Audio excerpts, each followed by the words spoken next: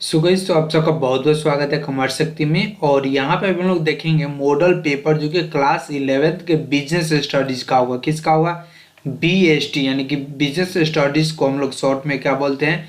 BST हम लोग बोलते हैं।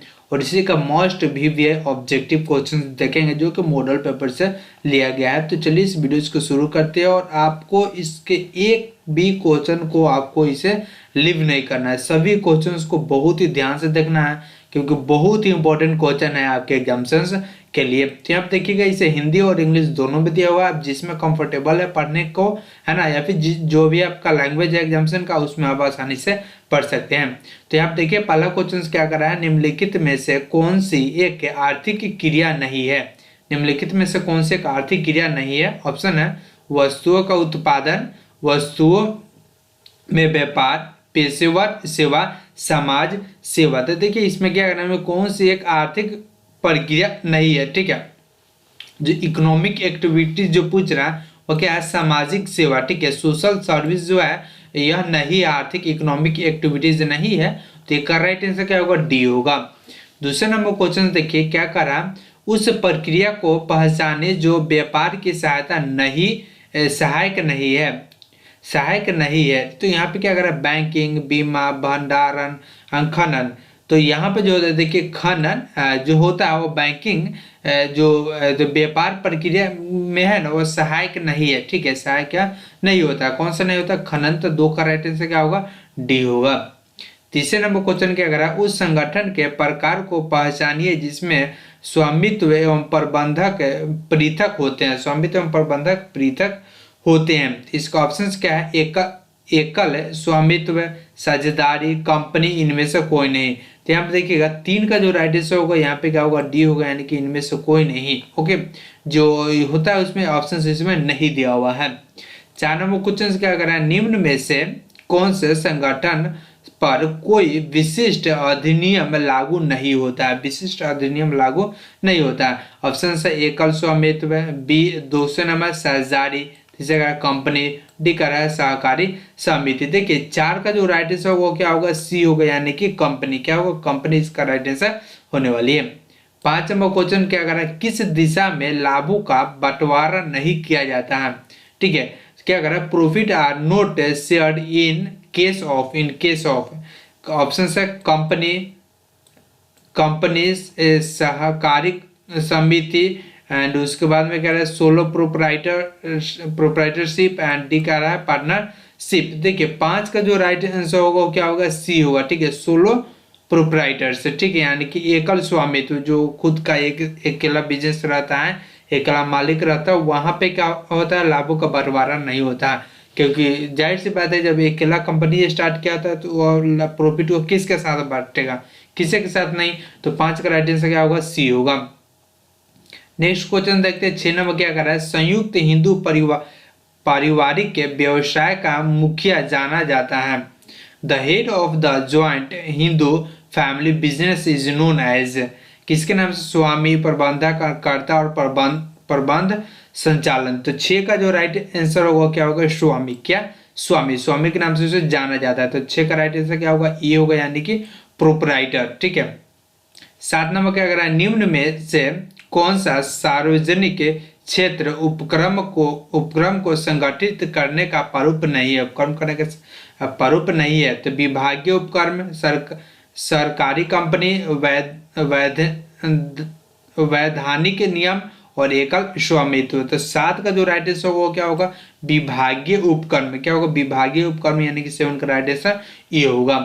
नेक्स्ट क्वेश्चन 8 नंबर देखिए क्या करना है, निम्न में से कौन सी एक भूमंडलीय उपक्रम की विशेषता नहीं है? ऑप्शन है इसकी क्रिया अनेक देशों में फैली होती है। बी ऑप्शन का यह विश्व स्तरीय पर लाभ अधिकतम करने का प्रयत्न करती है। इसका आकार बड़ा होता है तथा इसका विशाल संपत्तियों पर नियंत्रण होता है। डी का यह छोटे पैमाने पर कार्य करता है। तो 8 का जो राइट आंसर होगा क्या होगा? सी होगा। क्या होगा? इसका आकार बड़ा होता है तथा इसका विशाल संपत्तियों पर नियंत्रण होता है। तो 8 का राइट आंसर क्या होगा? सी होगा। 9 नंबर क्वेश्चन क्या कर रहा है, क्या कर रहे थे कि एग्जिम बैंक है एक एग्जिम बैंक क्या है, वाणिज्यिक बैंक है, सहकारी बैंक है, विकास बैंक है और विशेषक बैंक है। तो ये आप कह सकते हैं कि यह एक जीके टाइप का क्वेश्चंस भी है, लेकिन हाँ कॉमर्स है तो कॉमर्स में आपको पढ़ना ही पड़ेगा। तो जो 9 का राइट आंसर होगा वो क्या होगा, डी होगा। यह क्या होगा, विशेषक बैंक होगा, एक स्पेशलाइज्ड बैंक है एग्जिम बैंक। ओके, तो या इसका 9 का राइट आंसर क्या होगा, डी होगा, स्पेशलाइज्ड बैंक। ने 10 नंबर क्वेश्चन क्या कर रहा है, जीवन बीमा की दशा में बीमा योग्य हित अवश्य होना चाहिए। पॉलिसी लेते समय, मृत्यु के समय, ए और एवं बी दोनों, और डी न ए एवं न बी। देखिए यहाँ पे कहने का मतलब क्या कर रहा है, इन case of life insurance insurable interest must exit at the of किसके हित में होना चाहिए, जैसे में जब आप कोई बीमा लेते हैं, पे बीमा की दशा में बीमा योग्य हित अवश्य होना चाहिए। किसके अवश्य होना चाहिए, ठीक है। Taking the policy death and ये बी दोनों, ना इधर न ये और न बी दोनों। तो 10 का जो राइट आंसर होगा क्या होगा, ये होगा पॉलिसी लेते समय, ठीक है।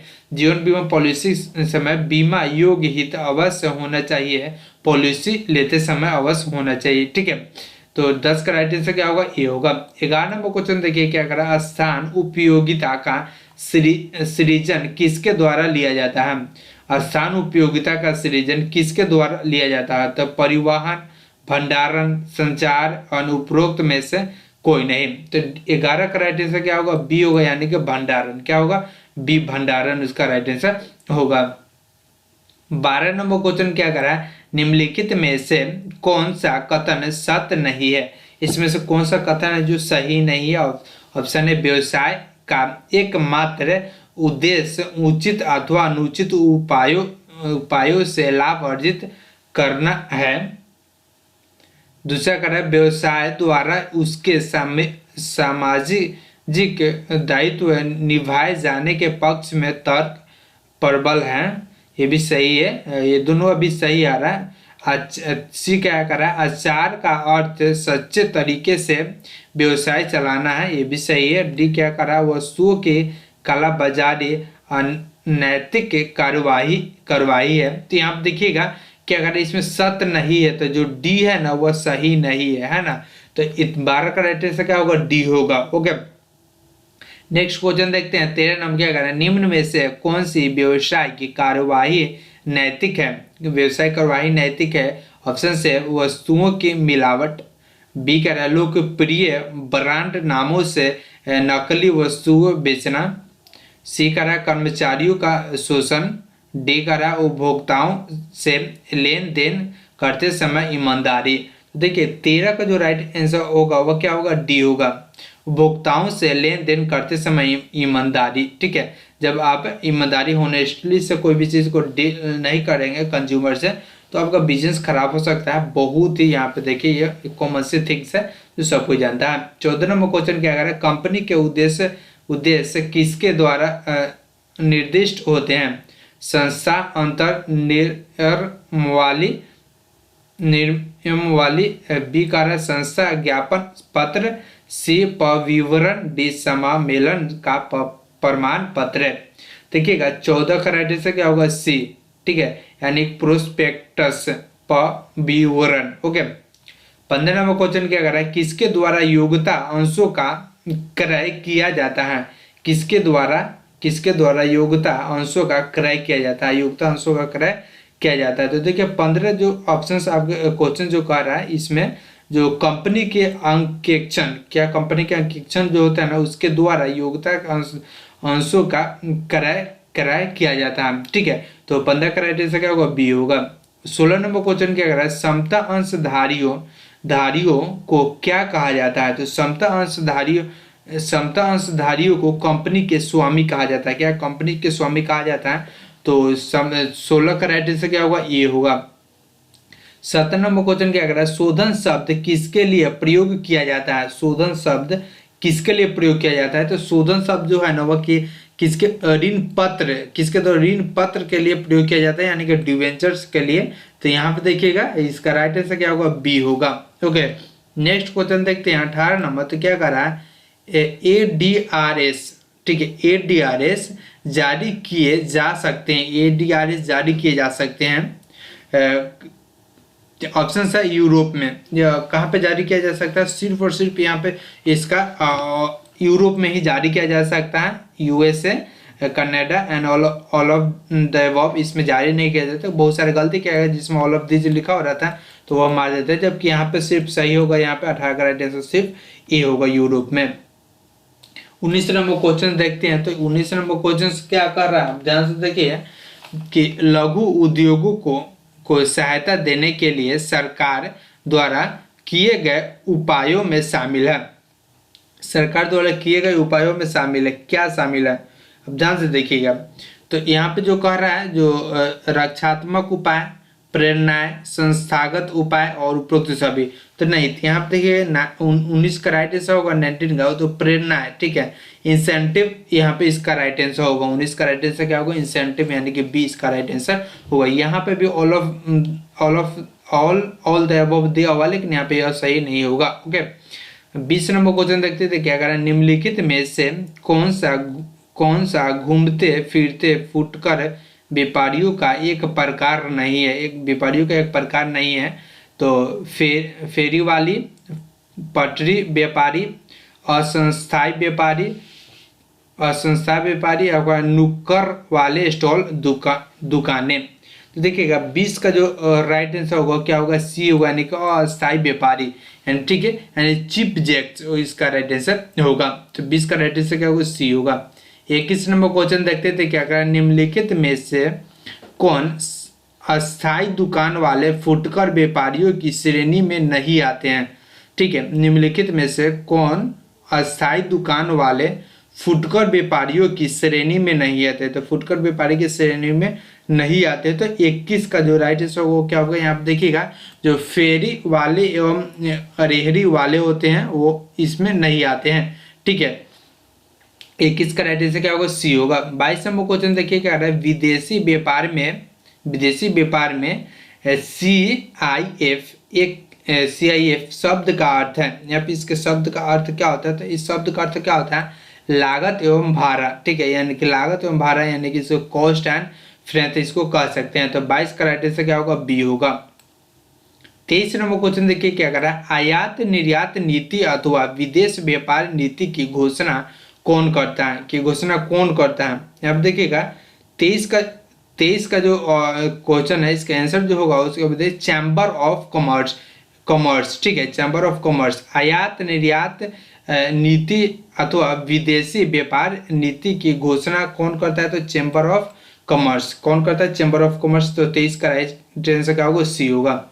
24 नंबर क्वेश्चन देखते हैं, तो क्या कर रहा है, जब एक कंपनी किसी दूसरे देश में किसी अन्य कंपनी के सहयोग से एक नए उपक्रम का निर्माण करती है तो उस व्यवस्था को कहा जाता है। तो उस व्यवस्था को क्या कहा जाता है, तो 24 का राइट आंसर क्या होगा, इसका राइट आंसर बी होगा, यानी कि लाइसेंसिंग, ठीक है। अब बी इसका राइट आंसर। फिर से यहाँ पे देखिएगा, when A company sets up a new entity in cooperations with another company in foreign country, this agreement is known as licensing। यहाँ पे देखिएगा, इसका कहने का मतलब है कि जब आप किसी दूसरे देश से किसी कंपनी से कुछ सहायता लेते हैं या फिर कुछ सामान का निर्माण सेल उल करने की बात अगर करते हैं, निर्माण करते हैं, है ना, एक नए उपकरण की या फिर कोई ऐसे प्रोडक्ट की से निर्माण करते हैं, है ना, तो उसे क्या बोलते हैं। तो यहाँ पे देखिए उसका यही कहना है लाइसेंसिंग, ठीक है। तो यहाँ पे ध्यान से देखिए तो क्या कर रहा है, जब एक कंपनी किसी दूसरे देश में किसी अन्य कंपनी के सहयोग से एक नए उपकरण का निर्माण करती है, ठीक है, वही बात है कि जब आप किसी दूसरे देश में जाती है और उस वहाँ के किसी एक नए कंपनी से, है ना, दूसरे कंपनी से मिलकर के कोई प्रोडक्ट को बनाते हैं, है ना, तो उस बीच के एग्रीमेंट को, है ना, क्या बोलते हैं, तो लाइसेंसिंग, यानी कि उस समय लाइसेंस आपको एग्रीमेंट करने के बाद ही वहाँ पे काम होता है। तो यहाँ पे वो प्रोसेस के बारे में पूछ रहा है, तो यहाँ पे हो जाएगा। 25वां क्वेश्चन क्या कर रहा है, उस संस्था का नाम बताइए जो विश्व बैंक समूह का एक हिस्सा नहीं है। तो उस संस्था का नाम बताए जो विश्व बैंक के समूह का एक हिस्सा नहीं है। तो यहाँ पे ध्यान से देखिएगा, समूह का हिस्सा नहीं है तो आईबीआरडी होता है, वह क्या होता है, विश्व बैंक समूह का हिस्सा नहीं है। तो 25 का राइट आंसर क्या होगा, ये होगा। तो देखिएगा यहाँ पे हम लोग 11th के 25 मस्ट बीबीआई बीएसटी का, किसका, बीएसटी का भी हम लोग क्वेश्चन देखें। और भी इसी तरह क्वेश्चन चाहिए तो चैनल को सब्सक्राइब करके फॉलो कीजिए, आपको यहाँ पे इसी तरह कंटेंट आपको देखने को मिलता रहेगा।